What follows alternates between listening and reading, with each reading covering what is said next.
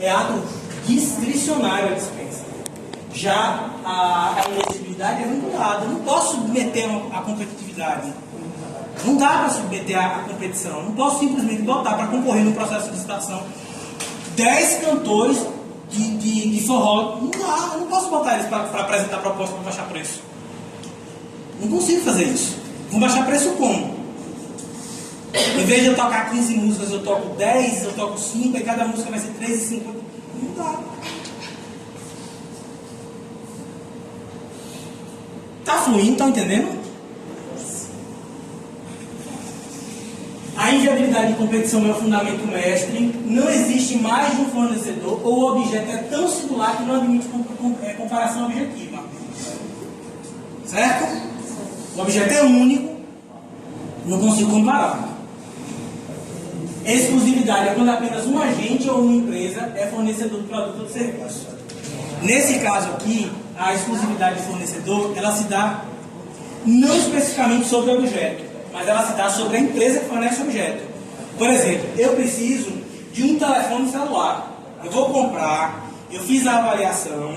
Quando eu fiz a avaliação, o único telefone celular que serve para aquilo que eu preciso, especificamente, é o telefone da Xiaomi. Só ele consegue atender os meus requisitos. Só que eu não tenho onde comprar esse telefone a não ser no fornecedor X. A inexigibilidade de licitação ela vai recair sobre o objeto, porque o objeto é único, mas é sobre a exclusividade de fornecimento. Então eu vou comprar na mão dela, porque ela é a única que fornece. Entendeu? Hã? Existe uma justificativa para a definição da empresa contratada. Singularidade está associada à inviabilidade de competição, o serviço possui características únicas, seja a natureza técnica especializada, seja porque o item é único, enfim. Ou o profissional possui notória especialização. No caso da contratação de profissionais, eu preciso comprovar isso. Notória especialização. Assim como para a contratação por meio de elegibilidade de licitação de banda, eu preciso comprovar que aquela banda ela tem nome no mercado, que ela é reconhecida pela crítica. Não é necessariamente eu vou contratar fulano, eu vou contratar meus amigos que tocam ali no bar da esquina, porque eles são bons, eu gosto. Funciona assim. Aí para esse tipo de contratação a gente vai utilizar os procedimentos auxiliares. Eu quero contratar, todo ano eu faço um samba de roda. E para esse samba de roda eu contrato atrações locais. Mas são atrações tão locais que eles nem são necessariamente músicos de tempo integral, eles trabalham como músicos eventuais. Então, aí para esse tipo de contratação eu uso o gradência mesmo. Aí uma outra forma de é o procedimento auxiliar. No Rio de Janeiro, que veio Madonna. Não, ali foi uma inexigibilidade de licitação. Para contratar Madonna, para contratar Não, porque assim, Shakira, é uma inexigibilidade de licitação. De trazer essa notória na cidade, questões de hotéis e tal, para trazer o público mesmo.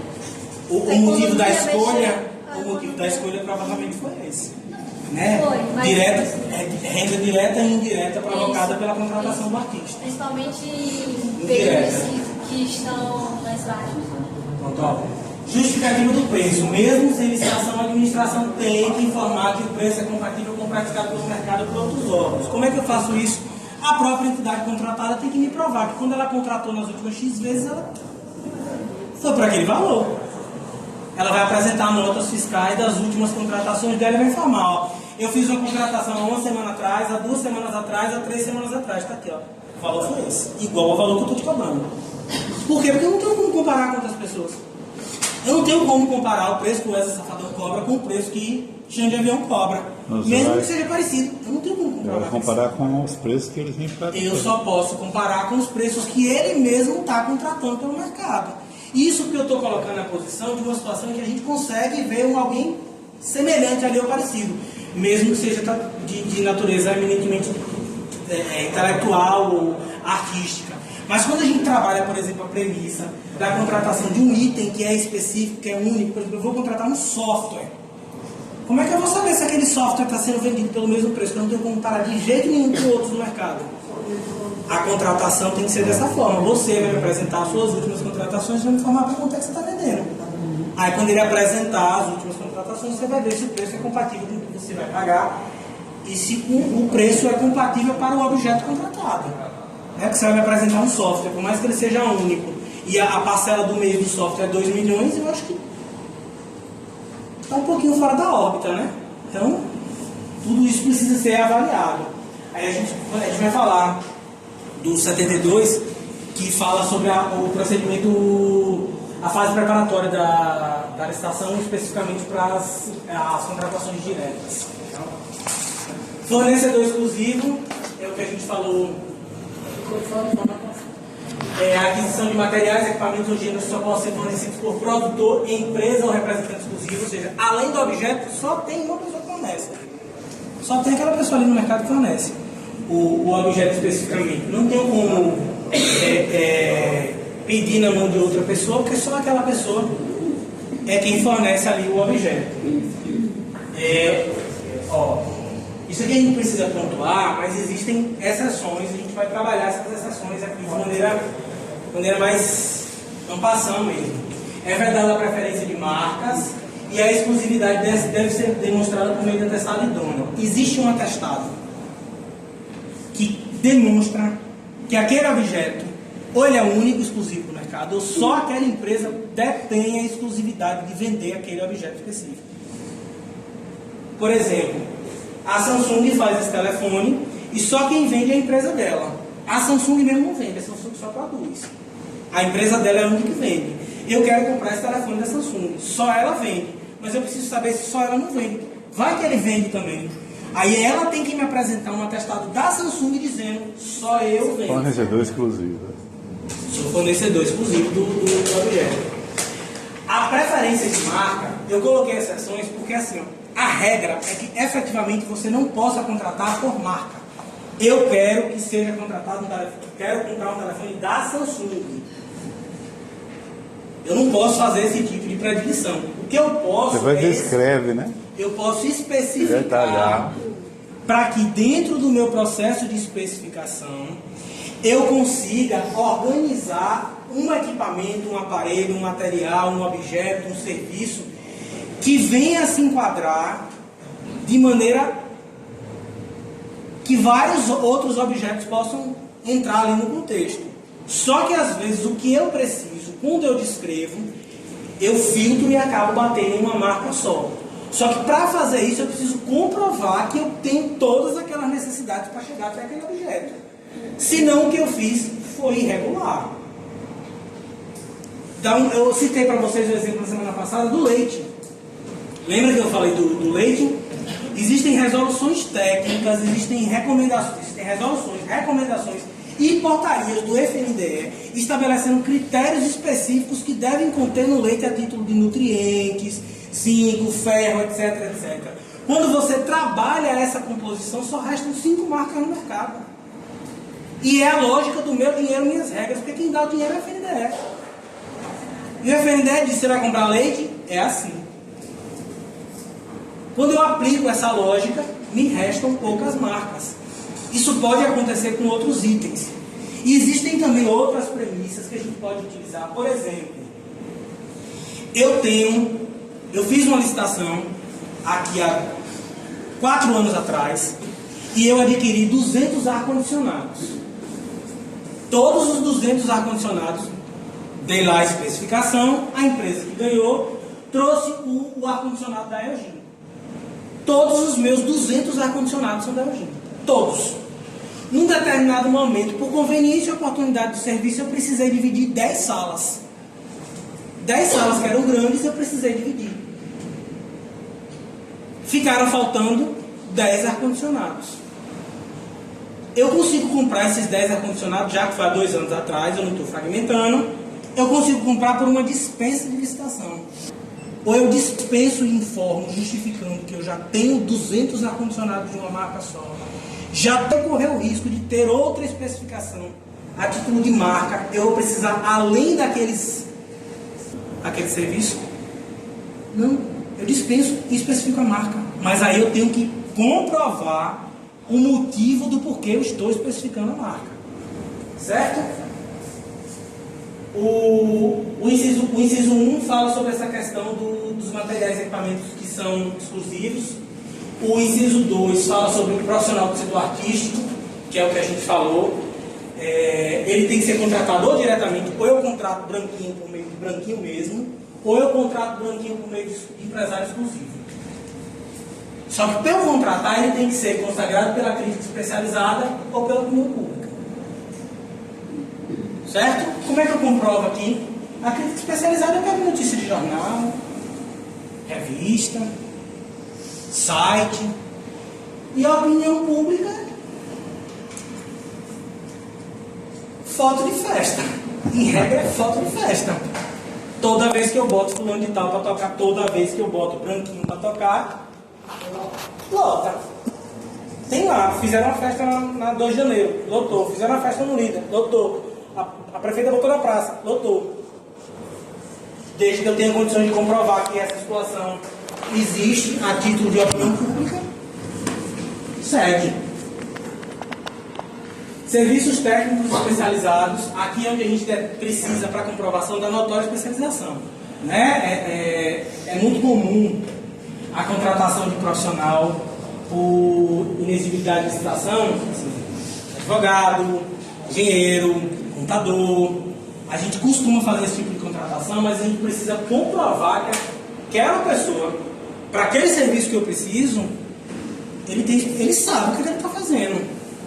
Eu não posso simplesmente pegar um recém-formado, cuja OAB ainda não é nem o cartão, ainda é o papel, aquele papel classificado, e tentar aplicar uma inexigibilidade de licitação. Não deve. Não deve. Se faz, aí são outros 500, mas não deve, porque eu preciso da comprovação da notória especialização.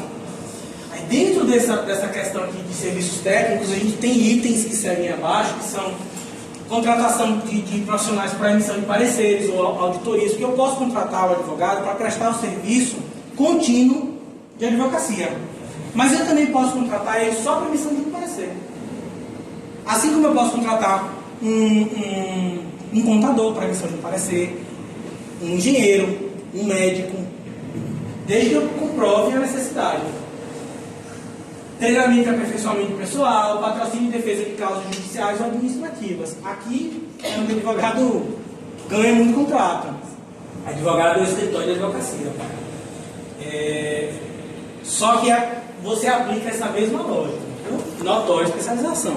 Eu não vou pegar um escritório de advocacia que tem lá na frente o nome trabalhista e previdenciário e contratar para a administração pública para trabalhar com licitações. Eu preciso comprovar que existe uma vinculação, existe um objeto determinado para que eu tenha escolhido, tenha chegado até aquele profissional.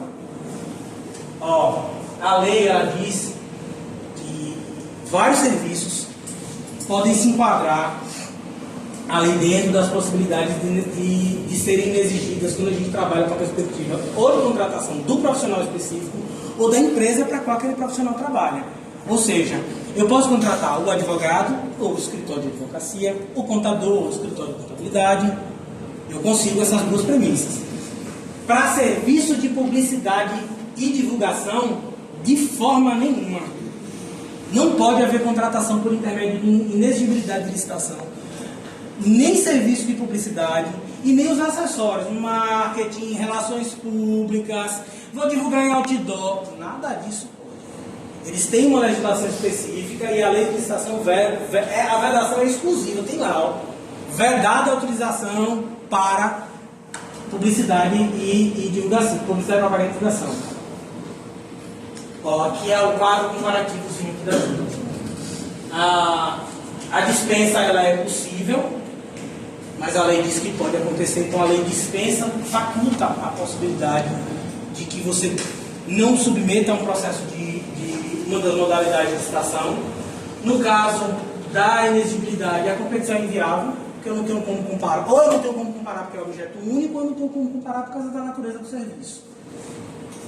O rol de hipóteses do 75, que é a dispensa de licitação, são aqueles e somente aqueles. Não dá para criar na cabeça nada. São aqueles e somente aqueles. Já no da inexigibilidade, o rol é exemplificativo.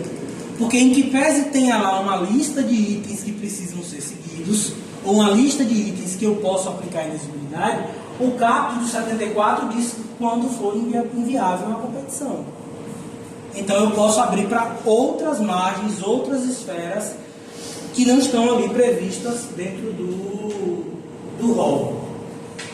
A dispensa, como exemplo, eu trouxe para vocês a questão do valor mais baixo, né, que é os incisos 1 e 2, que fala a respeito da aquisição de bens e serviços, 62 mil, e obras e serviços de engenharia 131 mil, o valor. Então, assim, se eu for fazer uma obra ou um serviço, ou se eu for contratar, se eu for comprar celular, computador, bolsa, enfim, e o valor estiver dentro daquele critério ali, pode ter competitividade, pode, não está dizendo que não pode, pode, mas o gestor não está obrigado a fazer, não está obrigado a submeter a um processo de licitação, não está obrigado a fazer uma licitação, ele pode simplesmente dispensar, é facultativo para ele, ou seja, é um ato discricionário, é conveniência, ele só precisa seguir os trâmites necessários, né, da fase preparatória, mas ele pode fazer como ele aproveitar.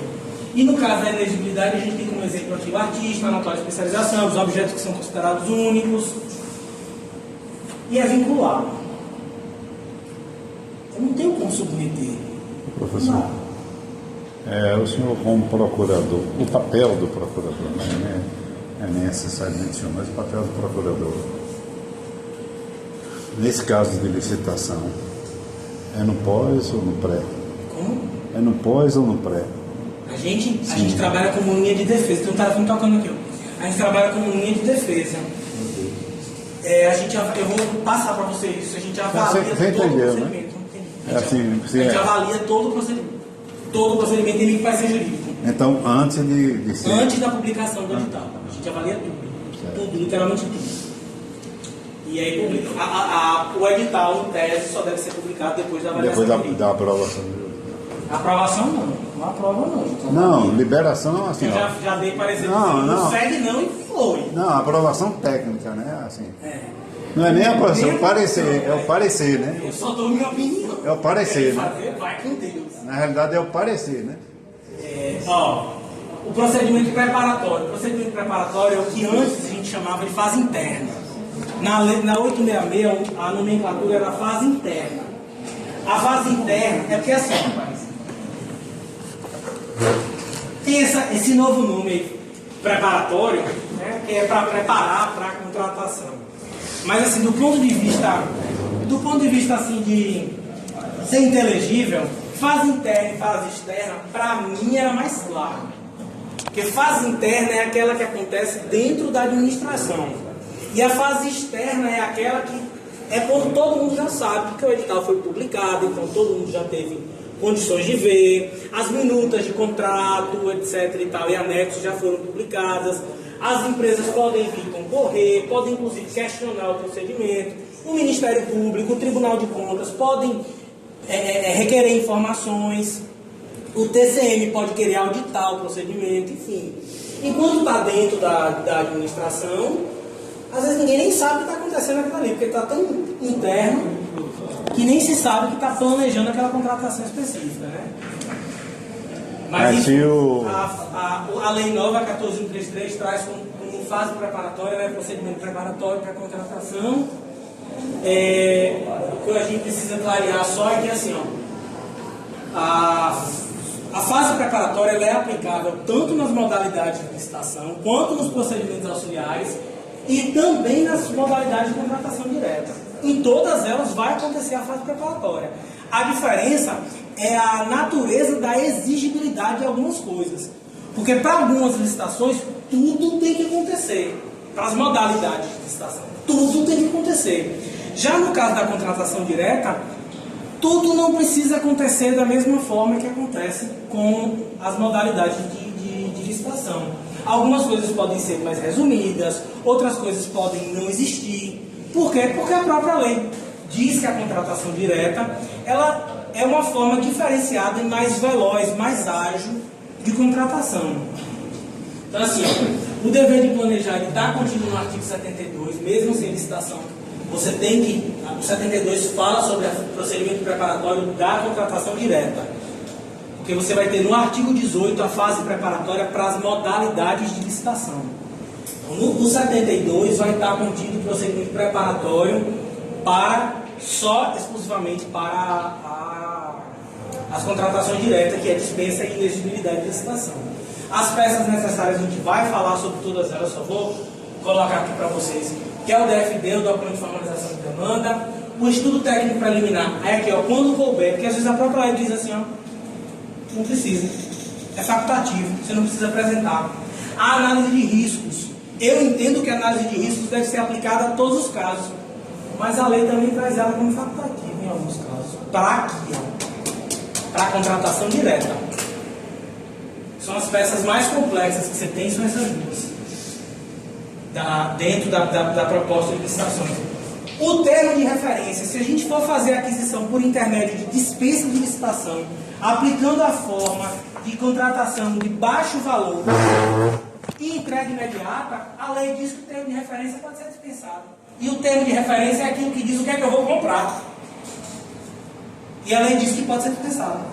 Então, assim, ó, existem critérios específicos aqui. Estimativa de despesa, parecer jurídico e técnico. O parecer jurídico também, dependendo da modalidade de contratação que eu vou fazer, por exemplo, a dispensa de licitação, porque você tem a dispensa de licitação, a do inciso 1, certo? A dispensa de licitação do inciso 1, ela diz que a contratação de até R$62 mil pode ser feita por intermédio de dispensa. Mas existe a possibilidade de eu contratar só 20% desse valor, que é o que a gente chama de entrega imediata. Baixo valor, entrega imediata.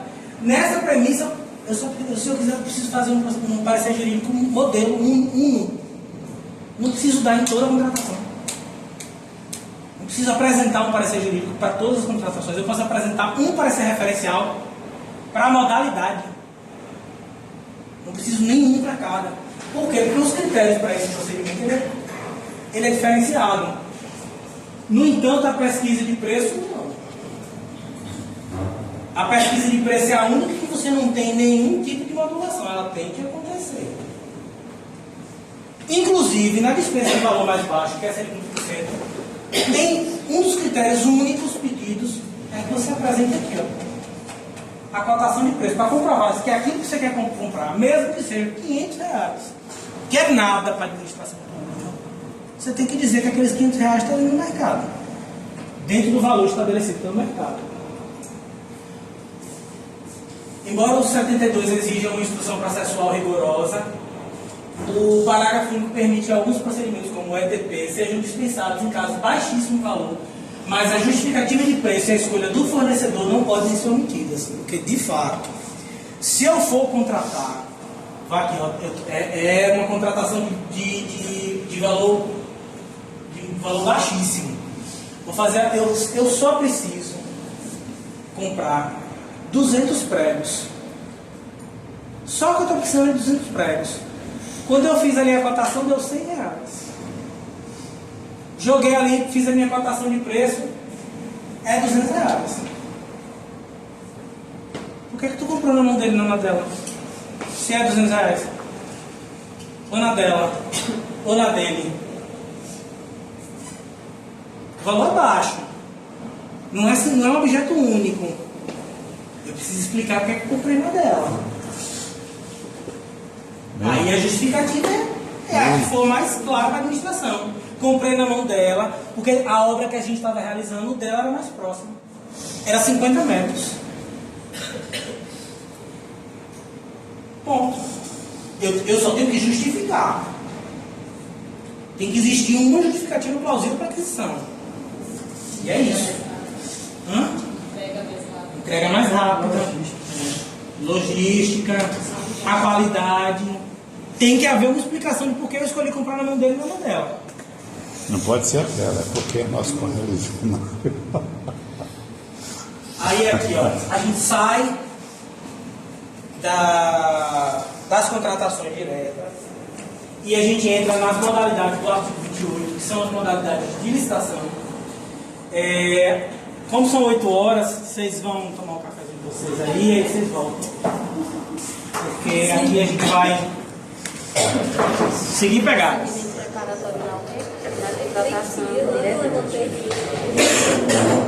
Hã? Professor. Tu acha? Vocês já fizeram?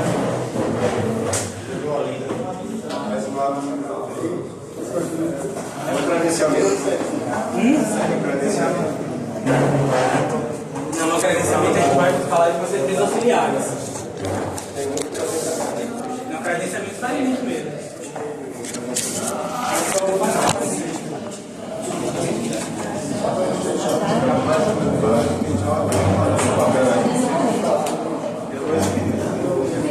Quer mais? A Cláudia estava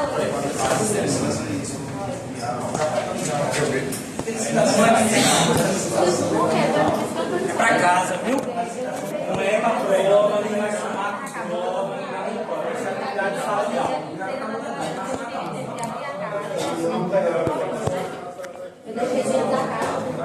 Professor?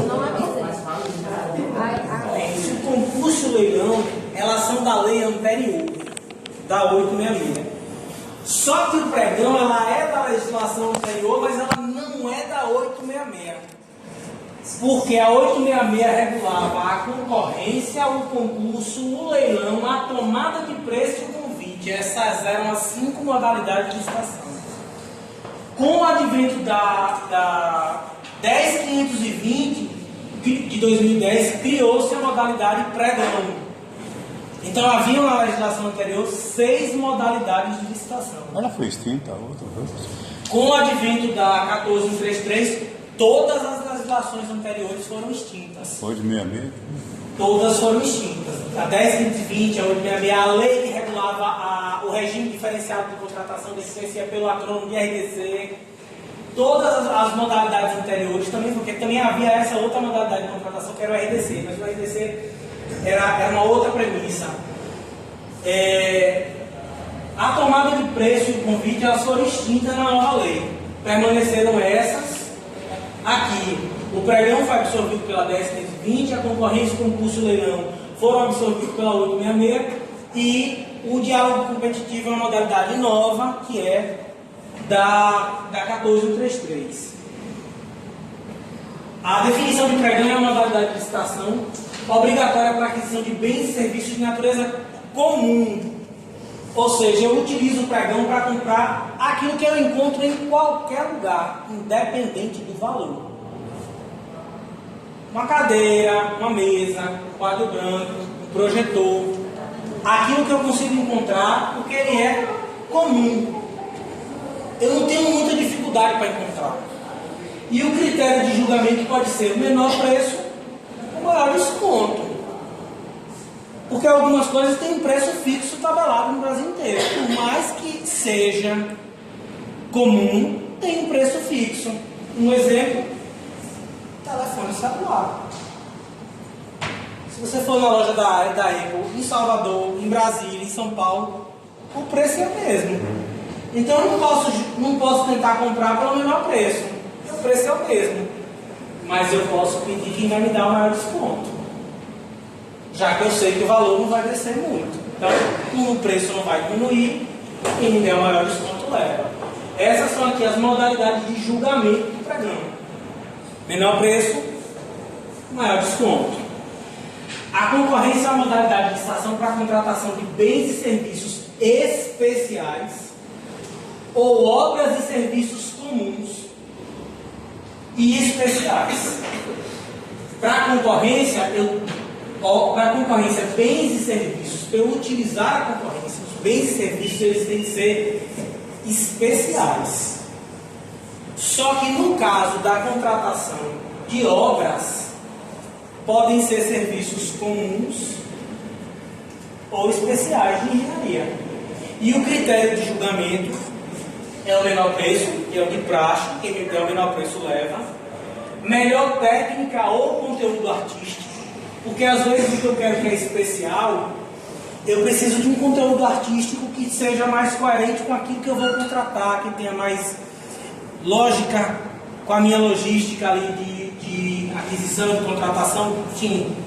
Então, melhor técnica, aquela pessoa que aplica a melhor técnica ali na execução da obra, ou na apresentação do serviço, ou o conteúdo artístico dela. Pode ser também técnica e preço, associando. Eu quero a melhor técnica, mas eu quero a melhor técnica no menor preço que eu conseguir encontrar. Às vezes é possível, às vezes não é, depende muito de cada caso. Maior retorno econômico, porque às vezes a obra que eu preciso, não necessariamente ela vai me dar o menor preço. Eu talvez não consiga encontrar aquela obra específica. Por se tratar de um serviço ou de uma obra especial, talvez eu não consiga ter o menor preço. Mas eu consigo fazer com que os agregados daquilo me deem o maior retorno econômico. A Zona Sul de Jacobina. Zona Azul de Jacobina, exatamente. Maior retorno econômico. Quem me der o maior retorno econômico leva. Para eu contratar a empresa que vai fazer o aporte necessário para sair fiscalizando todo mundo na rua, eu não posso dizer que eu quero técnica e preço. Não dá, nego. É só tu chegar lá e botar o carro. É só tu chegar lá e mandar tirar o carro. Não é técnica. Não é técnica. Menor preço. Mas, cara, tu não vai me dar dinheiro. Quem vai me dar dinheiro é ele. Então eu preciso de alguém que me dê o maior retorno econômico. Ou seja, aquela empresa que vai gerenciar de maneira tão bem adequada que eu vou ter retorno financeiro em cima dele. Entendeu? O maior desconto, que é a mesma premissa do anterior. É um serviço especial, o preço é tabelado, não tem como discutir o preço, porque o preço é único no gasto em todo lugar. Mas quem me der o maior desconto, leva o contrato. Concurso. Não é o concurso público. O concurso como modalidade de licitação não é o concurso público de provas e títulos. Esse é outro concurso, não é determinado pela lei de licitações. Esse concurso é uma modalidade de escolha de um trabalho técnico, científico ou artístico, cujo critério de julgamento é a melhor técnica ou conteúdo artístico, para a concessão de um prêmio para o vencedor. É aqueles concursos que a gente concorria mesmo, o desenho mais bonito, o quadro mais bem pintado, a melhor fotografia. Quando a gente vê esses editais que saem publicando prêmio de melhor fotografia, prêmio de melhor utilização de recursos, material reciclável, é esse concurso que a gente está falando. Não é um concurso público, de concurso de fazer prova de para entrar para um cargo público. O concurso que fornece uma premiação é uma modalidade de licitação. Muito comum vocês verem essa modalidade de licitação quando a gente avalia a Paulo Gustavo, ela fornece prêmios por intermédio da modalidade de concurso para aquele que entregar a melhor fotografia, o melhor curta. E o critério de julgamento é o melhor conteúdo artístico. Porque vai ter lá o edital dizendo que eu preciso que seja. Só que quando a gente fala melhor conteúdo artístico, não é subjetivo, não. Não é dizer assim, é o que eu achei mais bonito. Não. Vão haver critérios objetivos para eu poder avaliar o conteúdo artístico. Certo? Tem lá os critérios, quando os editais são publicados, tem. Quais são os critérios para essa concessão? Leilão é a modalidade de licitação para alienação de bens móveis ou imóveis, ou legalmente apreendidos. Às vezes nem é da administração, é de terceiro, só que não pagou, foi apreendido porque estava fazendo coisa errada, ficou muito tempo lá, vai leilão. E a modalidade, a forma de julgamento é: leva o item quem oferecer o maior lance. Essa é a inovação da lei. O diálogo competitivo, ele é, se não me engano, ele é derivação de uma modalidade de licitação alemã. E a finalidade dela é você botar a administração tem um problema, relativamente insolúvel o problema, você bota todo mundo ali junto, todas as empresas que tratem daquela demanda, ou de demandas associadas a ela, que às vezes não tem Não tem uma forma única de resolver o problema. E às vezes as formas que existem não são formas adequadas para o problema.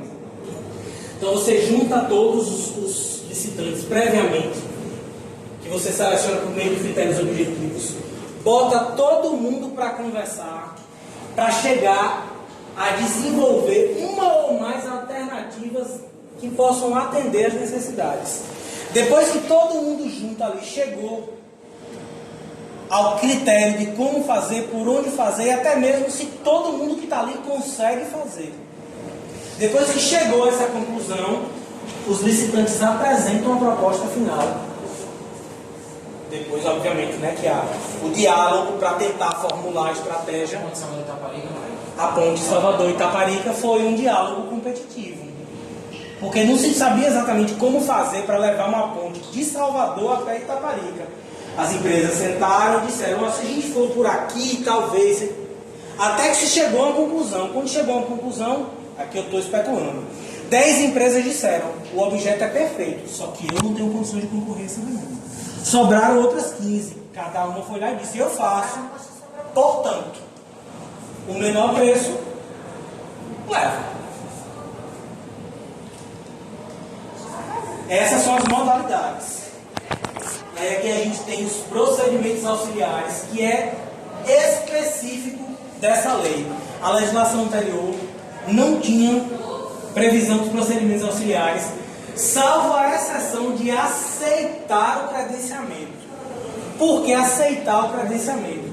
Porque não tinha lei regulando o credenciamento. O que regulava a execuibilidade do credenciamento para a administração pública direta era uma portaria do Ministério da Saúde. Tem a discussão se foi a justiça militar, se foi a administração militar. A questão é que, em que pese o exército possa até ser dono do filho, né, do menino bonito, porque quando o menino sai bonito, todo mundo quer ser pai. Em que pese o exército seja, a administração pública não podia fazer uso. Por que não podia fazer uso? Porque as normas não são passíveis de serem utilizadas. Eles têm os regramentos deles lá. No caso da legislação anterior, a utilização da modalidade de credenciamento, inicialmente, é aquela coisa assim, tá errado, mas vai fazendo, aí foi bom, todo mundo faz, de repente perde a mão, aí vem a lei para regulamentar. Por quê? A modalidade de credenciamento ela era utilizada exclusivamente para a contratação de médicos, tão somente médicos. Aí, de repente, de médicos, a gente deu uma apagadinha no nome médicos e virou profissionais de saúde. Depois apagou de novo e ficou só saúde. Depois apagou de novo e ficou tudo. Que aí, de fato, não era mais só a contratação de... Inclusive, ainda tem essa história de médico que tem uma fluidez maior para as aquisições por intermédio de credenciamento. Acho que parte da prática. Mas eu lembro bem que a primeira vez que eu estava na pós-graduação, foi em 2016, eu acho. A gente estava discutindo com os colegas e disse, não, lá eu só deixo passar credenciamento mesmo só para contratação de serviço médico, nem serviço de saúde, enfermeiro, e só médico mesmo, eu não deixo seguir parecer. Lá já passou até de contratação de empresa de lixo. De lixo, mas não tem nada que regulamente. O Tribunal de Contas aprovou, a gente submeteu uma consulta ao Tribunal de Contas, o Tribunal de Contas disse que valia. E foi. Não tinha nada que regulamentasse nem de médico. Por quê? Como eu tinha dito para vocês anteriormente, só quem pode regulamentar as licitações no país é a União.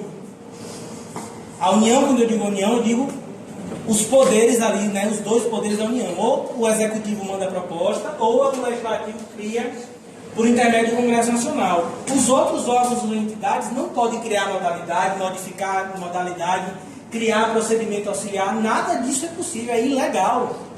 Mas o credenciamento funcionou aí por base de uns 10 a 15 anos. E bem funcionado, porque é uma modalidade excepcional, uma das melhores modalidades que a gente tem é o credenciamento. A associação, aqui tinha um truque.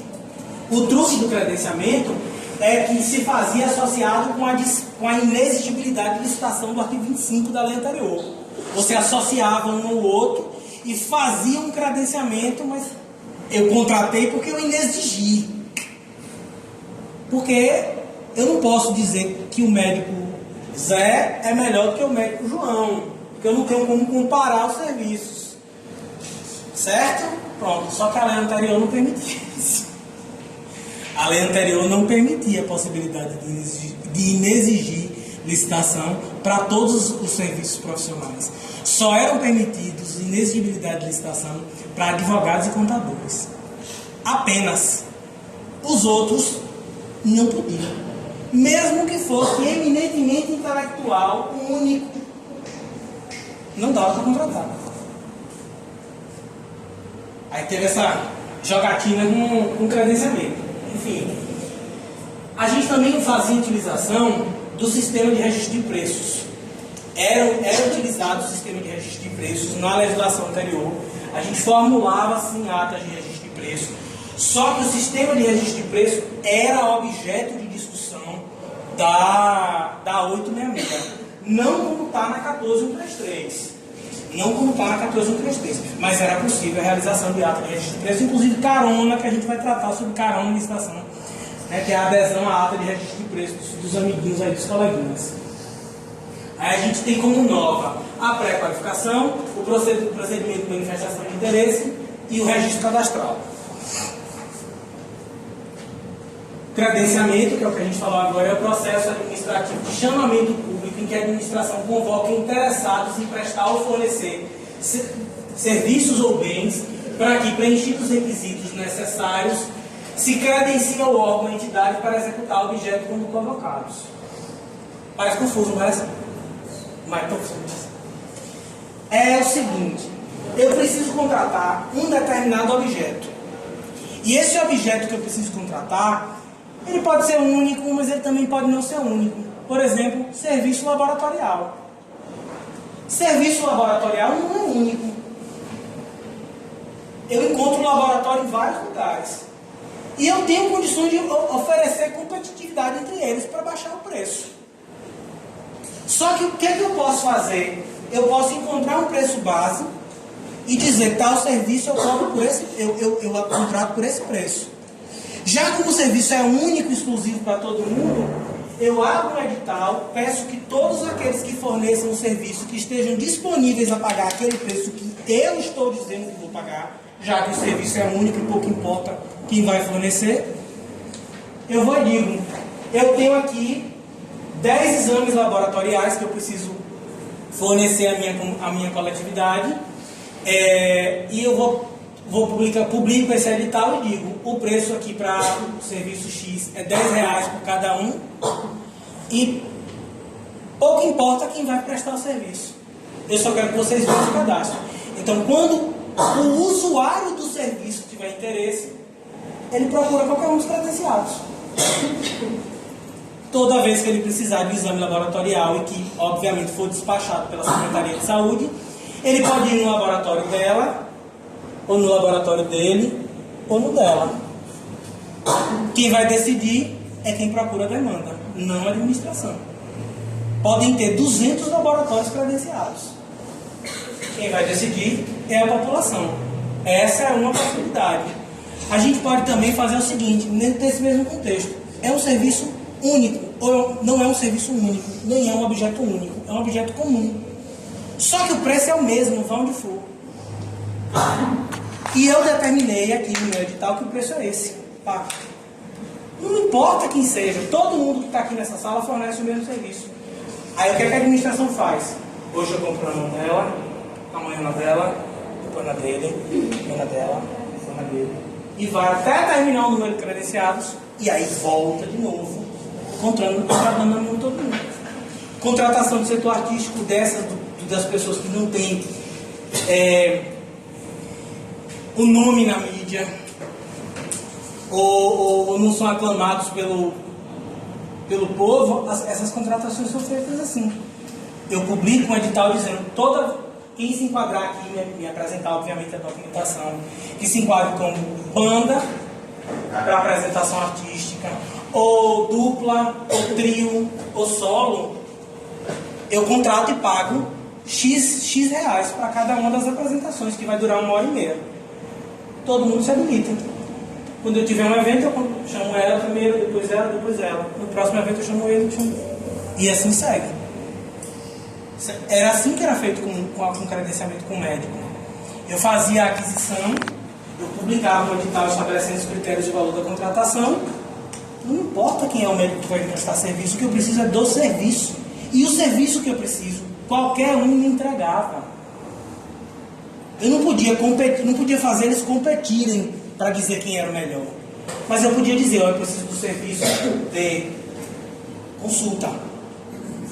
Qualquer médico, cirurgião clínico, qualquer médico clínico geral, nem cirurgião clínico geral podia me dar o serviço. Recém-formado ou não, podia me entregar o serviço. Era só o que eu precisava. Eu publicava no edital, estabelecia os critérios e dentro desses critérios dava o valor. Todo mundo se habilitava. Hoje era fulano, o nome é Beltrano, depois mais. E o serviço ia. E fluía. Entendeu? Entendeu? Pré-qualificação é o procedimento seletivo prévio à licitação, convocado por meio de edital, destinado à análise das condições de habilitação total ou parcial dos interessados ou do objeto.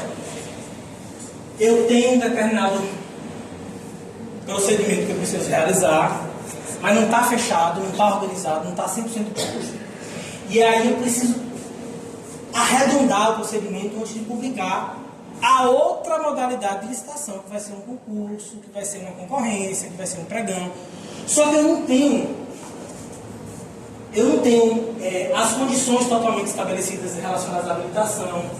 Eu não tenho necessariamente qual é o intuito dos interessados. Eu também nem tenho direito ao objeto definido. Aí eu abro um procedimento, publico um edital explicando o que é que eu desejo. A esse edital a gente está no nome de procedimento auxiliar de pré-qualificação. As empresas vão lá, se cadastram e por meio das análises daquilo que foi disposto no edital, você consegue fechar especificamente o que é que você pretendia contratar. Manifestação de interesse. A administração elas pode solicitar a iniciativa privada mediante um procedimento aberto, ou seja, é geral, todo mundo vê tudo, não tem nenhuma parte fechada. A ser iniciado com a publicação de um edital, todos são publicação de edital. Tudo é publicação de edital. À exceção das contratações diretas, todos os demais, as modalidades de licitação e os procedimentos auxiliares, todos são deflagrados com a publicação do edital. De chamamento público para propositura da realização de estudos, investigações, levantamentos, projetos de soluções inovadoras que contribuam com questões de relevância pública na forma do regulamento. Eu tenho um problema, esse problema é difícil de resolver, eu não sei por onde começar, não tenho equipe para começar.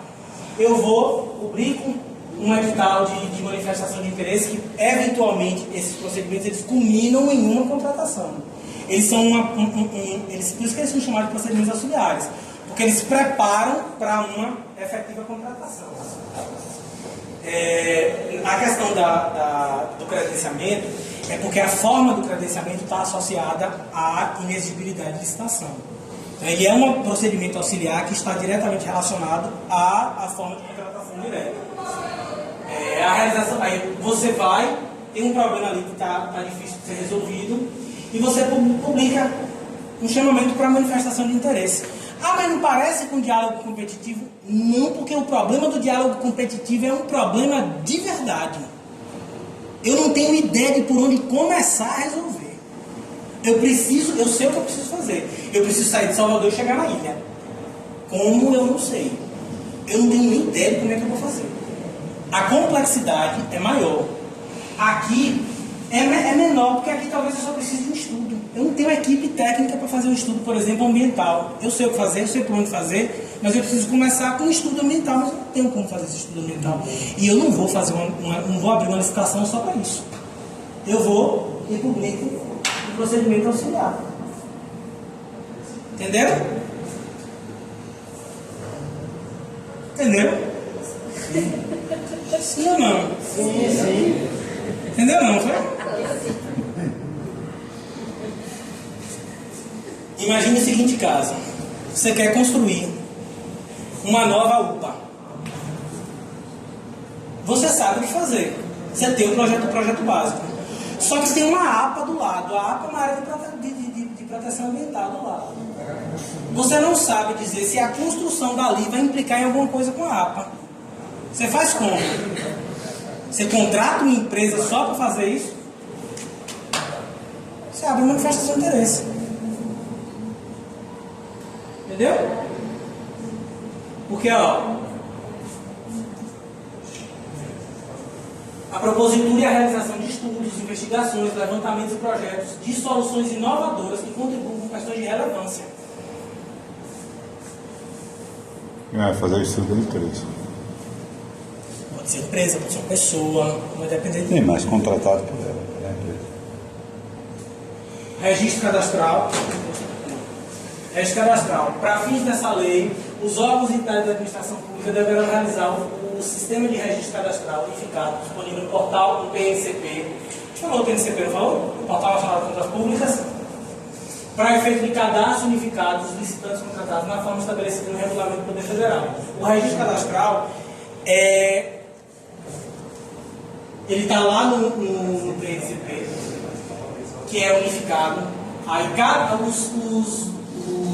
a administração pública e as entidades, elas vão lá, realizam um procedimento de cadastro e você entra lá no registro cadastral e descobre para aquele serviço prestado quem pode prestar o serviço, quem está lá cadastrado. Tem uma listagem integral lá, todo mundo está cadastrado para executar um serviço único, para efeito de cadastro unificado de licitantes e contratados. Você sabe tudo, quem está contratado, quem está pagando, quem não está pagando, quem está recebendo.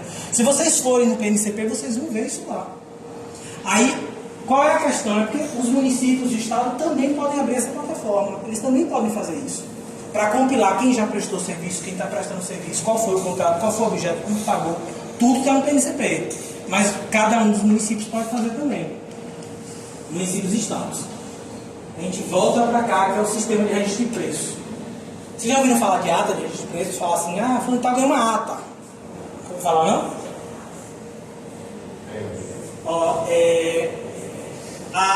O sistema de registro de preço normalmente está associado ao pregão. Normalmente a gente associa ao pregão, porque normalmente é objeto da empresa comum. Você elenca uma lista de itens que você precisa adquirir, submete ao processo de licitação, cada um ganha, só que você não está obrigado a pegar tudo. Em resumo é isso, você não está obrigado a pegar tudo.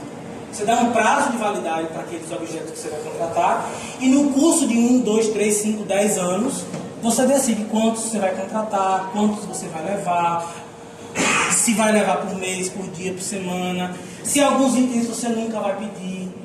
A ata serve basicamente para formular esse modo de contratação, que é pela necessidade. Você contrata pela sua necessidade. Você vai lá e estabelece quais são os itens que você precisa contratar, mas esses itens que eu preciso contratar eu tenho que adquirir no curso de 1 ano. Então eu não posso simplesmente pegar tudo agora. Eu não tenho onde armazenar, porque algumas coisas eu não tenho onde armazenar.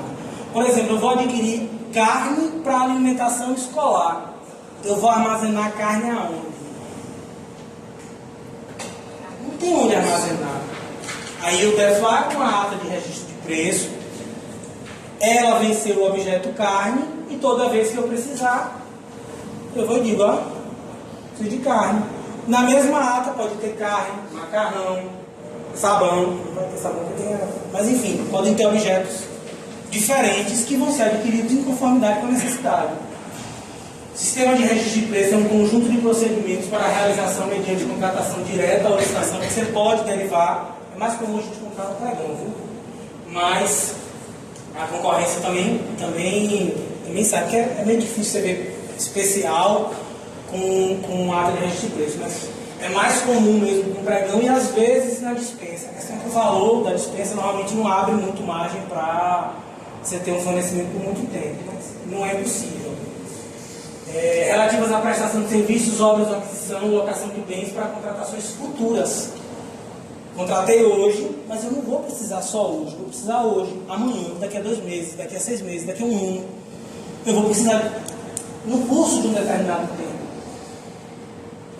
Do sistema de registro de preço, que você associa o sistema de registro de preço, que é o procedimento, com uma outra modalidade de licitação. Quando você associa, eles dois não derivam um contrato, eles derivam uma ata-contrato, que é uma ata de registro de preço. Você tem lá as mesmas regras estabelecidas no contrato administrativo, só que preso ao contrato administrativo tem uma ata, dizendo quais são os itens, quais são os valores por cada item, quem levou cada item e até quanto de cada item eu posso comprar. Tem lá estabelecido na ata.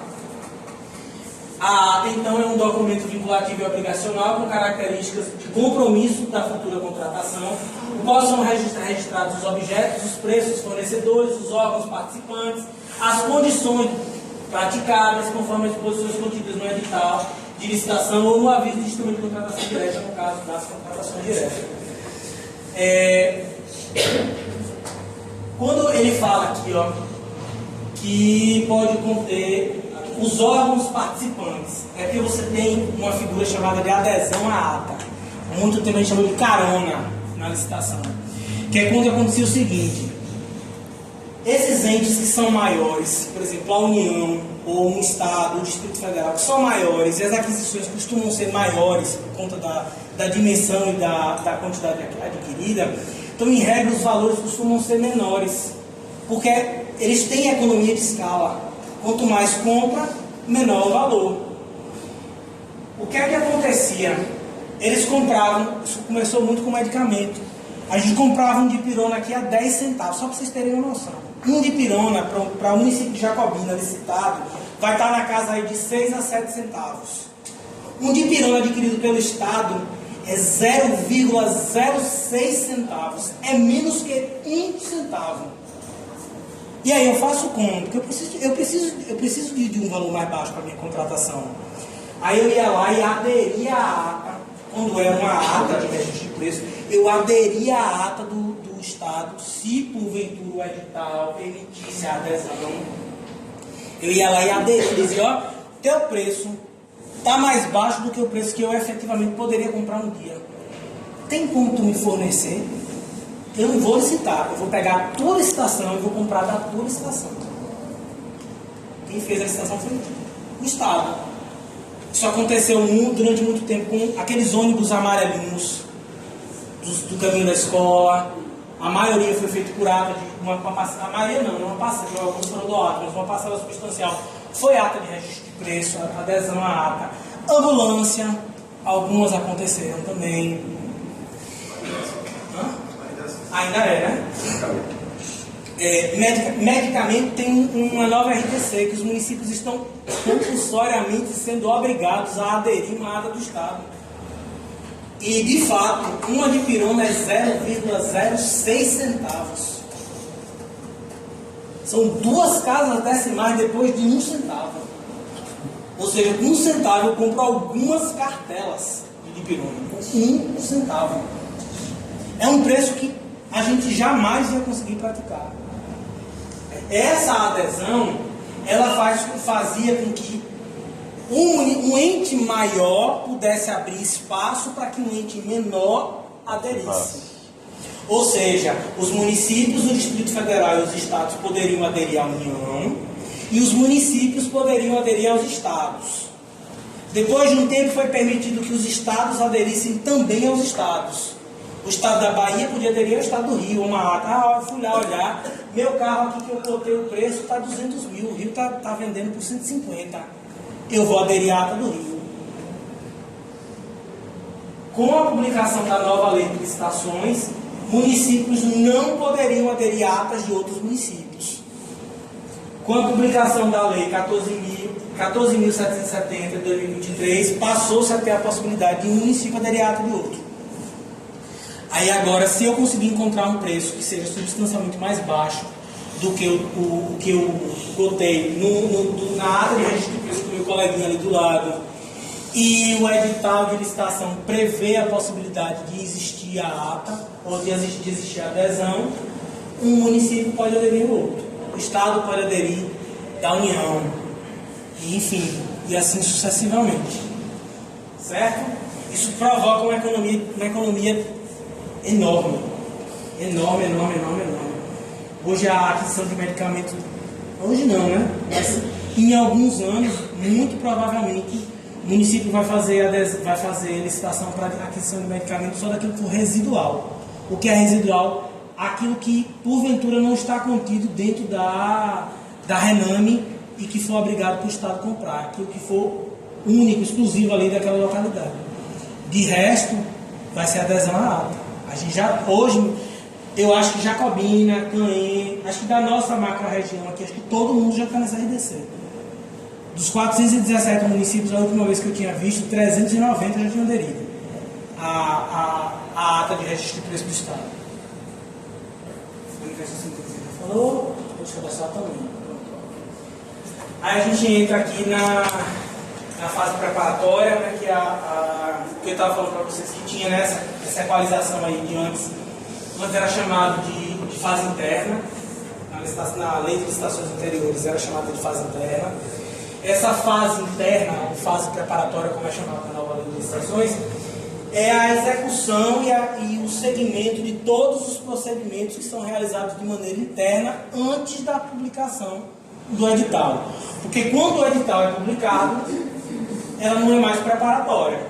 Ela agora já é de execução, porque todo mundo já tem visto, todo mundo sabe o que vai acontecer. O objeto já foi colocado ali à disposição para ser objeto de competitividade.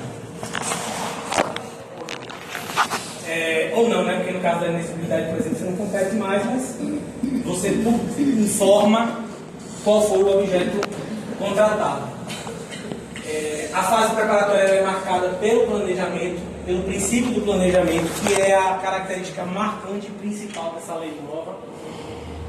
Ela trabalha em diversos contextos o planejamento. Ela trabalha tanto o planejamento administrativo, como o planejamento de aquisições, quanto o planejamento de custos, o planejamento de gestão de riscos. Tudo que você imaginar dentro da premissa de uma contratação, a lei 14.133 trabalha dentro da perspectiva da fase interna, da fase preparatória, ou até mesmo da execução contratual. A gente falou ontem na aula passada, né, sobre o PCA. O planejamento ele é formalizado, ele ganha matéria, ele ganha forma com a publicação do PCA, que é o plano de contratações anuais. O plano de contratações anuais é aquele instituto jurídico, aquela forma, né, pode ser um decreto ou uma portaria, enfim, que estabelece quais são as contratações passíveis de serem realizadas no curso de um determinado tempo. Ou seja, dentro do primeiro ano aqui, dentro desse ano agora de gestão, eu vou contratar para a Secretaria de Educação a alimentação escolar, eu vou precisar fazer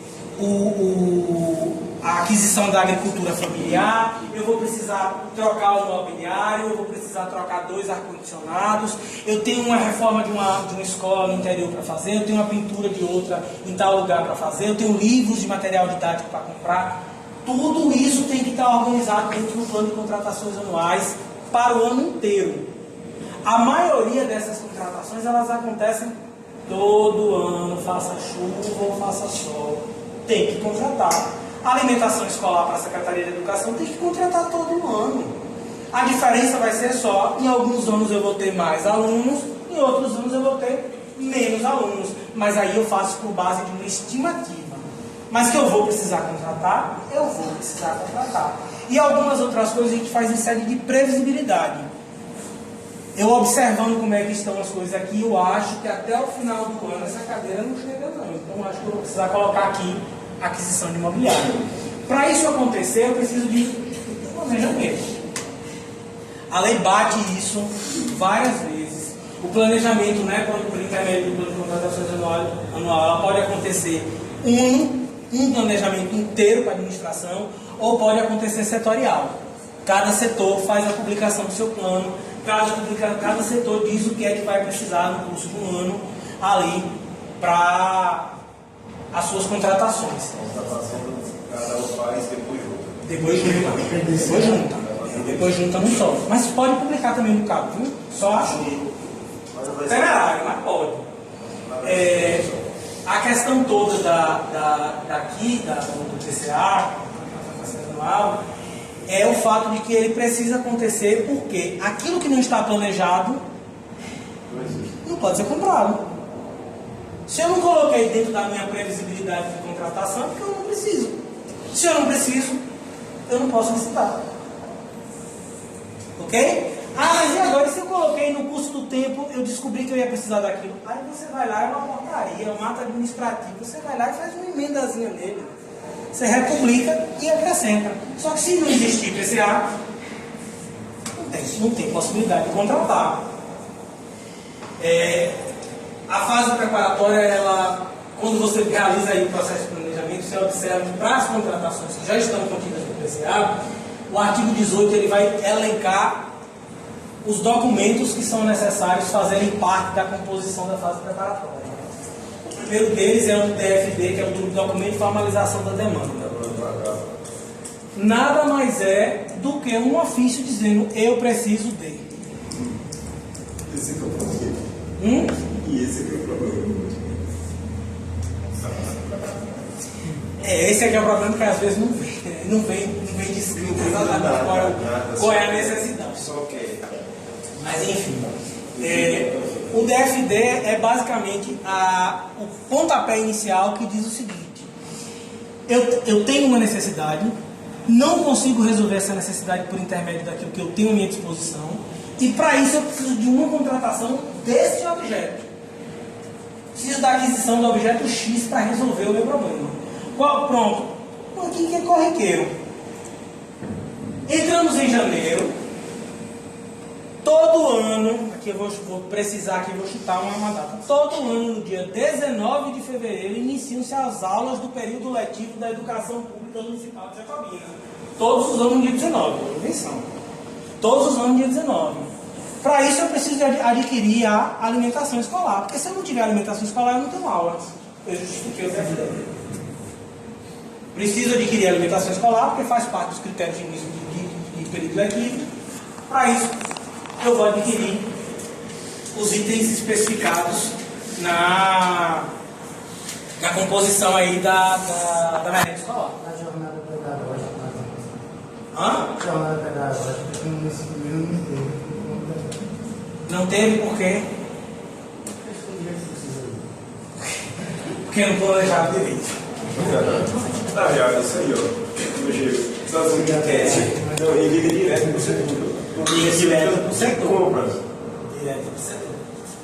Entra em contato direto pro setor. E algumas vezes, assim, como o objeto é adquirido sempre com uma frequência muito grande, às vezes a entidade pagadora nem sabe como é que aquele objeto chega. Só sabe que ela paga. Aí já diz assim, está faltando tal coisa. Claro que está faltando, não chegou o pedido, vocês não pediram para contratar. Ah, mas todo ano não tem? Tem, mas é você que tem que dizer que precisa, não eu.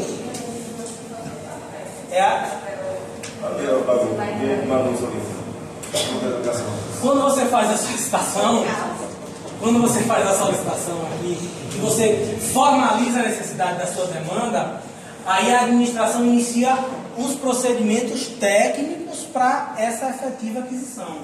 O primeiro é o estudo técnico preliminar. O estudo técnico preliminar vai justificar, né? Normalmente eles costumam vir juntos. Quem manda um já manda os dois, assim. Chega a ser os dois. Mas em regra não precisa acontecer não. Pode vir um, depois com o tempo ser formalizado o outro, etc. O estudo técnico preliminar ele vai justificar a necessidade, analisar a melhor solução, saber se existe possibilidade de contratação, se existe possibilidade de fragmentação, se existe aglutinação de objeto, se o objeto tem grande vulto, se tem valor baixo, se é padronizado, se aquele item é de luxo. Ele vai estabelecer todos os critérios, é uma peça mais comprida, mais técnica e que está voltada diretamente ao objeto. E uma das finalidades dele é apresentar a solução para o problema. Ele vai definir se o objeto que eu pedi no DFD vai resolver o meu problema. Porque eu vou e digo, eu preciso da aquisição da merenda escolar para o início do ano letivo.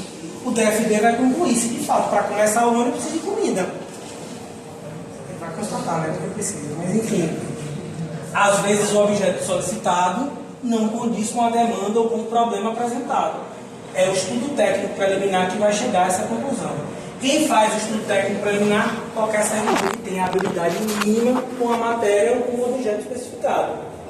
Qualquer servidor, de qualquer uma das unidades demandantes. Você vai fazer aí o requerimento eu preciso aqui da contratação de 200 novas bolas, porque eu vou fazer aqui um campeonato. Pronto. Aí o servidor que for elencado para elaborar o estudo técnico vai avaliar a necessidade. Se ele vê que existe, ele justifica a necessidade. Ele vai ver se a solução para aquela demanda de fato é a aquisição de bola. Ele vai ter que avaliar se não existem outras contratações que já tenham esse objeto, para saber se não vai incidir em qualquer tipo de fragmentação para aquisição. E vai saber se é de grande vulto, de baixo vulto, se as bolas que o município já contratou, se de fato um dia se tem uma qualidade boa o suficiente para serem novamente compradas dentro da mesma especificidade ou não, se a gente aumenta os critérios, reduz os critérios, enfim. Vai estar tudo isso aqui dentro do estudo técnico preliminar. Ele é que vai dar essas definições para que o objeto possa seguir. Associado a ele, a gente tem a análise de riscos. A análise de riscos a gente monta uma matriz, uma tabela de riscos, que vai de baixo risco a alto risco. O risco ele pode ser tanto associado a noções de entrega como do perecimento do próprio objeto. Vai estar todos os itens elencados ali relacionados à contratação. E tem que ser estabelecidas formas de redução daquele risco específico. Por exemplo, eu vou fazer a aquisição de merenda escolar. Quais são os riscos associados à merenda escolar?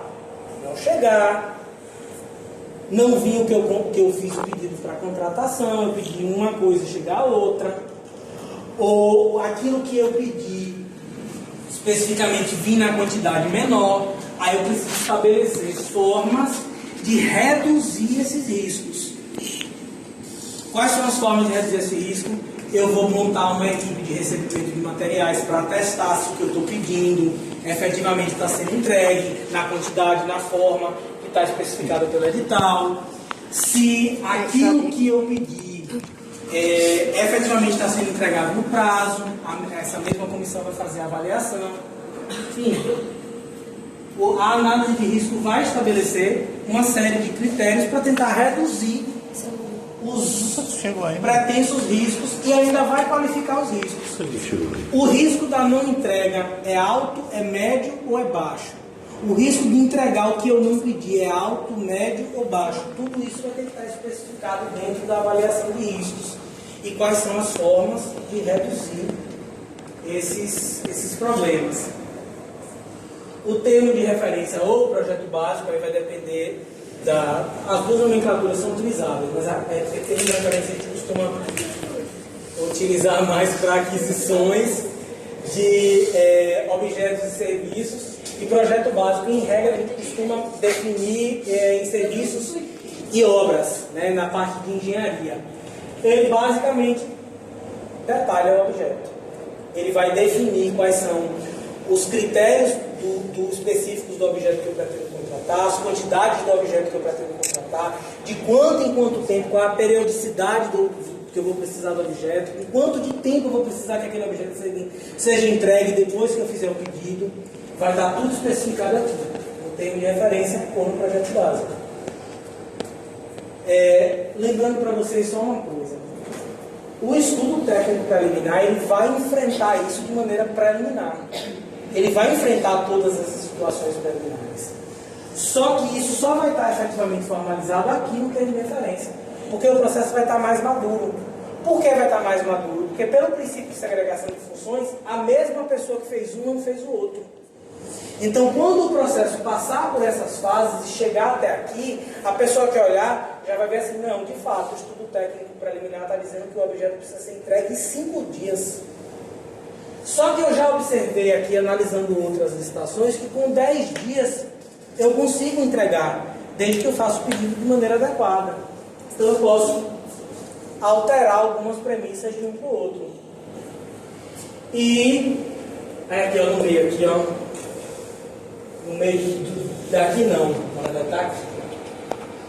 Aqui assim, ó. Depois do ETP, talvez antes do ETP, por aí. Então, análise de riscos e ETP ali, mas antes, sempre antes do termo de referência, a gente vai ter mais na frente, que é a cotação de preços. Ela vai estar aí, ela fica normalmente colocada aqui, ó, entre a análise de riscos e o estudo técnico preliminar. Porque o termo de referência, quando ele detalhar o objeto, ele já tem que dizer quanto é que o objeto custa. O estudo técnico preliminar, ele vai fazer uma avaliação preliminar, ele vai dizer, ó, do que eu tenho aqui estabelecido para mim, o objeto custou 5.000. Mas aí a administração vai precisar fazer a montagem aí dos preços. Quando chegar aqui no termo de referência, já tem que estar cotado, para saber o preço, efetivamente o preço. Porque depois do termo de referência, tem o nosso trabalho aqui, ó, que é a emissão de um parecer jurídico de controle de legalidade.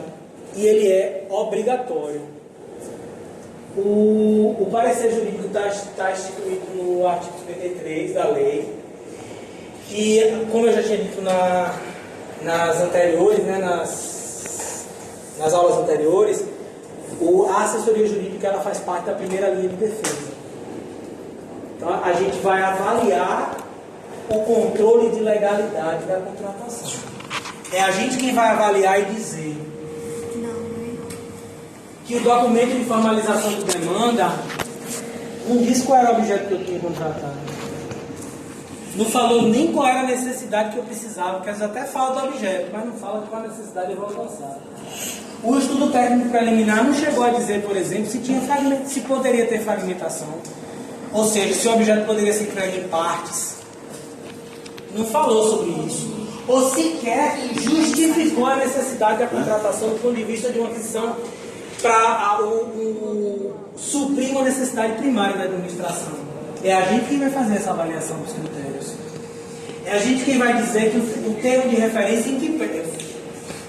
Já falei isso em vários domínios. Em que pese a existência de um termo de referência não detalha o objeto de maneira adequada. Se não tiver detalhado de maneira adequada, eu digo como. Tem lá escrito celular. Como é isso? Eu posso comprar qualquer um? É? Daquele Nokia 3310 a um iPhone, eu posso comprar qualquer um, que a Nokia nem telefone mais não vende. Eu posso comprar qualquer um? Ô professor, mas aí no caso, o advogado, no caso, quer parecer jurídico, ele vai dizer que não tinha isso, não tinha aquilo, e mesmo assim vai lá e compra. Nosso parecer é opinativo. A gente emite uma manifestação. Se a administração vai seguir, aí é por conta e risco dela.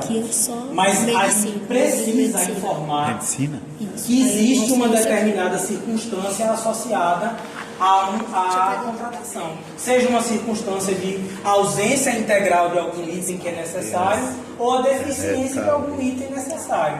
Mas a gente precisa fazer o controle prévio de legalidade. Parecer obrigatoriamente faz parte da pesca do processo de licitação.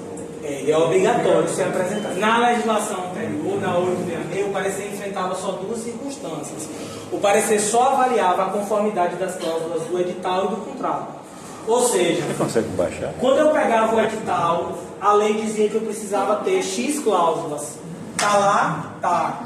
Quando eu pegava o contrato, a lei dizia que eu precisava de X cláusulas contratuais. Estão lá? Estão.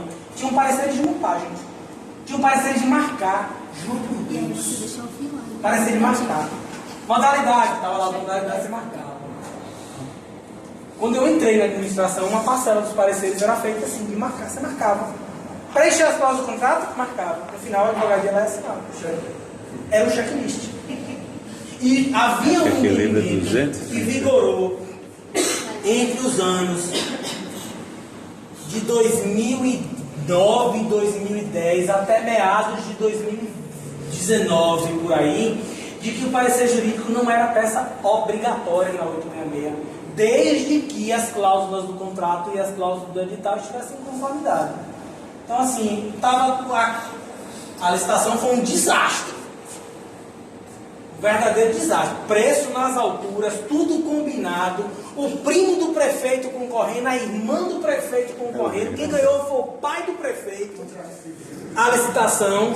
Só que as cláusulas do edital e as cláusulas do contrato estavam em conformidade. E aí o advogado não apresentou parecer. Não havia responsabilização e existiam orientações e jurisprudência no sentido de que se tiver ok, em conformidade, está tudo bem. Depois de 2019, esse entendimento foi modificado. O TCU passou a não mais entender como peça não obrigatória, passou a entender como peça obrigatória e passou a responsabilizar os advogados em caso de não apresentação do parecer. Tem fiscalização para isso aí? Ministério Público. Só quando acionado para tudo? Em regra, quando acionado. É muito E difícil. geralmente as cotações já chegam com preço. Mas aí é que está a questão. Né? Vamos voltar aqui para outra circunstância. Vamos lá. O documento de formalização de demanda disse que eu precisava adquirir 220 iPhones para a Secretaria de Educação. iPhones. Quando o estudo técnico preliminar se formou, o estudo técnico preliminar chegou à conclusão que realmente tinha que ser iPhone. Não podia ser outro, tinha que ser iPhone. E não um iPhone qualquer, 17 Pro Max. Chegou-se a essa conclusão do estudo técnico preliminar. Quando eu fiz a cotação de preço, que fica aqui nesse internet, que eu vou falar, mas a gente fica por aqui, quando eu fiz a cotação de preço, eu achei o valor de R$17 mil. Vou comprar, o termo de referência detalhou o objeto. Tá lindo o termo de referência. Inclusive, todos os itens remontam à necessidade absoluta e imperiosa da contratação. Diz assim, que se não tem lá, tem aqui, porque você pode juntar dentro dessa, até a conformação do termo de referência, você pode juntar pareceres técnicos. Pareceres técnicos são pareceres emitidos por entidades do próprio município, que apresentam uma avaliação técnica detalhada sobre o objeto que você pretende contratar, de maneira totalmente diferente do estudo técnico, porque o estudo técnico vai fazer uma avaliação preliminar e geral. O parecer técnico, ele vai pegar o objeto, olhar item por item, coisa por coisa, forma por forma, dizer, isso aqui eu vou usar por isso, aquilo eu vou usar para aquilo outro, isso eu vou usar aqui. Detalhar de maneira absolutamente perfeita o objeto e chegar à conclusão de que você tem que contratar 220 iPhones 17 Pro Max. Quando o preço chegou lá nas alturas, fez a cotação de preço lá nas alturas. Você vai chegar para dar o parecer. No parecer você vai dizer que você não consegue ver a viabilidade primária da necessidade da contratação. Mas você vai ter que dizer que está tudo em conformidade.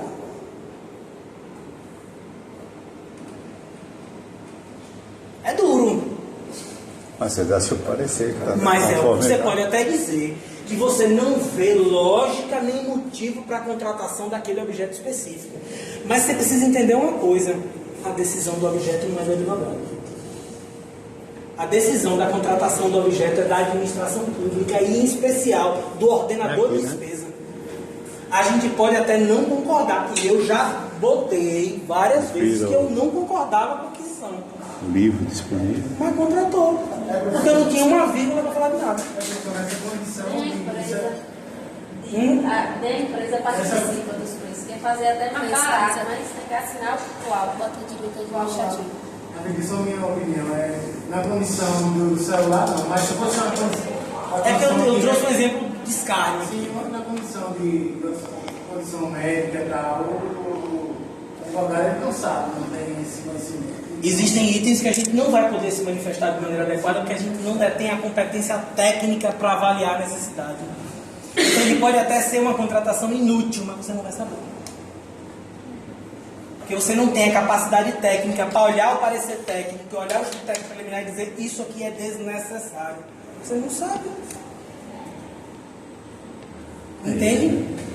É por isso que a nossa avaliação é de controle prévio, de controle de legalidade. A gente não vai fazer a avaliação da necessidade. A gente não vai fazer a avaliação do intuito específico da contratação. A gente também não pode se manifestar de maneira muito incisiva sobre os objetos de contratação, porque a gente não entende quais são as necessidades reais. A gente pode até se posicionar a respeito de algumas demandas e dizer que entende que outras características, outros objetos, outros itens podem suprir a necessidade. Mas não cabe a você essa decisão. Nem a você, nem a mim. Não pode Eu baixar. espero que você não vire prefeito. Né? Não dou para Muita não diz, não brincadeira. O parecer jurídico, mas o parecer jurídico tem que enfrentar todos esses itens. Tudo aqui? ele tem que enfrentar. Abrir aplicativo. É, Fazer download. Quando a gente Vai. conclui tudo, aqui que a gente passa do parecer jurídico, a gente entra no edital. Porque o parecer também vai avaliar a minuta de edital e a minuta de contrato. A gente vai precisar avaliar as duas coisas, a minuta de edital e a minuta de contrato. Ao avaliar as minutas de edital e de contrato, aí a gente lança tudo para publicação. Obrigatoriamente tem que ir para o Diário Oficial do município e para a plataforma do PNCP, que é o Portal Nacional de Contratações Públicas, que vai disponibilizar aquela contratação para o país inteiro. Então, uma pessoa do Acre, do Rio Grande do Sul, de Minas Gerais, do Mato Grosso do Sul, vai vir concorrer aí aos seus 220 telefones. Certo? Após a gente publicar o edital, que tem lá os critérios e as regras especificadas, a gente vai entrar aqui no início da fase externa e o consequente julgamento das propostas. Aí a sequência é a seguinte: depois que eu avalio, o parecer jurídico atesta ali a conformidade jurídica dos itens a serem contratados, né, da modalidade escolhida, etc. Que também isso tem que estar previsto no ETP e no termo de referência também, a modalidade que eu escolhi. E o parecer tem que avaliar se a modalidade é a modalidade adequada para a contratação. Após tudo isso ser concluído, testou, está tudo certo, avaliei a minuta de edital, avaliei a minuta de contrato, está tudo bonitinho, está tudo bem organizado, publica o edital. Com a publicação do edital no PNCP e no Diário Oficial do ente público, né, do município, do Estado da União, após a publicação do edital, os interessados vão ali e se cadastram. Você tem a fase de apresentação de propostas e os seus respectivos lances, né? Cada um vai dizer quanto é que quer ou quanto é que pode pagar dentro daquele objeto ali para alcançar a economicidade. Após isso, a gente encontra ali que teve a melhor proposta apresentada. É o julgamento. Quem foi que teve a melhor proposta apresentada? Fulano. Preencher os requisitos, melhor técnica, técnica de preço, conteúdo artístico, etc. Se teve, se a proposta, estava dentro da proposta dos lances, aí eu vou olhar os critérios de habilitação. Os critérios de habilitação é a apresentação daquela noção documental. A certidão de regularidade trabalhista, a certidão de INSS, sim, toda aquela listagem ali que comprovam que a sua empresa está apta a celebrar, são certidões. Se tiver tudo certo, eu homologo. Só que aqui eu ainda posso ter recurso. Dentro dessas fases aqui, no julgamento e na habilitação, eu posso ter recursos. Eu não concordei. Que fulano teve a melhor técnica, o melhor técnico de preço. Ou então, o tempo que foi dado para um não foi o mesmo que foi dado para outro. Enfim, pode haver N motivos para interposição de recursos. Ou até mesmo na habilitação. A certidão de fulano está vencida. E você não viu que a certidão de fulano estava vencida. Você habilitou fulano para adjudicar o objeto, mas a certidão está vencida. Podem haver recursos aí das outras partes. Então eu fui inabilitado. Eu era o primeiro colocado e fui inabilitado. E o motivo da minha inabilitação é porque está dizendo que a minha certidão está vencida. Mas ela não está vencida, ela vence hoje. Ela não está vencida. Para o objeto ela está válida ainda. Aí apresenta esse recurso, tem o julgamento dos recursos. Após essa conclusão, homologa, publico informando quem que foi o vencedor do certame para adjudicar o objeto. Adjudicar é entregar o objeto a quem venceu. Eu falei isso na aula anterior, não foi? Sobre a questão da inversão de fases, que a A 14133, ela diz que a regra é que o julgamento vem antes da habilitação. Ou seja, 200 pessoas se habilitam e eu só vou habilitar, ou seja, eu só vou avaliar a documentação daquele que venceu ou daqueles que venceram. Se for, por exemplo, uma ata de registro de preço, vai ter mais de um vencedor. Só daquele que venceu. Isso na 14133 é a fase regular, é o normal, é assim que acontece. Só que na 866, isso era ao contrário. Quando as pessoas chegavam aqui, nessa fase de propostas e lances, a administração tinha que abrir de todo mundo a documentação para saber se estava todo mundo certo, se estava todo mundo em dia, para depois eu ter o julgamento das propostas. Então, por exemplo, em uma licitação que tinha 200 concorrentes, eu tinha que avaliar a documentação na 8666, né? Na 866, de 200 participantes. Isso atrasava os certames, dificultava os procedimentos, às vezes eu inabilitava uma pessoa que sabia que nem ia chegar até o final da concorrência. O que foi que aconteceu? A lei de licitações do Estado da Bahia preveu, ao revés do que a lei 866 previa isso aqui, ó. Que a regra é que o julgamento vem antes da habilitação. Primeiro eu julgo, depois eu habilito. Depois eu vejo se a pessoa tem condições de se habilitar. Só que o Estado da Bahia não pode dispor sobre regra de licitação, porque só quem pode dispor sobre regra de licitação é a União. Só que aqui funcionava melhor. Aí assim, imagine, não pode, está errado. Tem que fazer controle de constitucionalidade em cima disso. Não está errado, não tem condição de fazer um negócio desse. Porque a Constituição diz que quem pode dispor sobre regras e procedimentos de licitação é a União. Nunca avaliaram essa regra na lei de licitação ainda aqui. Ficou empacada aí, no cada tribunal aí, no cada tempo. Todo mundo via, todo mundo sabia que era assim, mas estava lá preso. Quando a nova lei de licitações foi publicada, ela aderiu a... A primeira coisa que fez foi isso. Aí hoje, o que é que se entende como a inversão de fases? O que antes era a regra na lei anterior. É o inverso. Hoje, para a gente, é o julgamento via antes da habilitação.